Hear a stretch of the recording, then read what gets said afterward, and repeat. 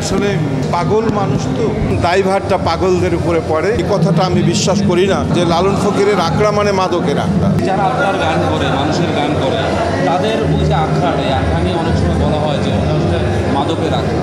এটা যখন আপনারা শোনেন তখন আসলে কেমন লাগে? আসলে পাগল মানুষ তো অনেক কিছু ভালো লাগলে অনেক কিছু খারাপ লাগলেও তারা কিছু বলবে না, এটাই স্বাভাবিক। তো মাদকের আখড়া আমাদের আখড়া এক না, এটা এক না, কিন্তু আমাদের পাগলের জায়গাগুলো একটু নিরাপদ তো, সেখানে সবাই উৎসাহী হয়ে চলে যায়, তখন দায়ভারটা পাগলদের উপরে পড়ে, লালন ফকিরের উপরে পড়ে। আসলে ব্যাপারটা সেটা না। লালন ফকির এসব ব্যাপারে কিছু বলেন, উনি বলেছেন এগুলো গোপনের ব্যাপার, যারা গোপনে করা উচিত।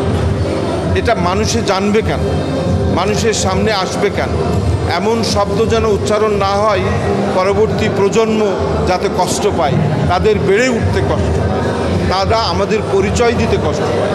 আমাদের ভিতরে যদি ন্যূনতম কোনো একটা দোষ থেকেও থাকে সেটা আমরা গোপনেই থাকি এমন। কিন্তু আসলে এই কথাটা আমি বিশ্বাস করি না যে লালন ফকিরের আখড়া মানে মাদকের আখড়া।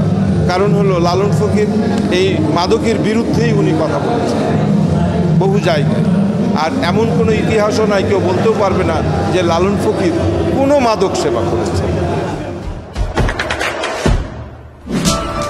দেশে দেশে সবার সাথে দ্য নিউজ।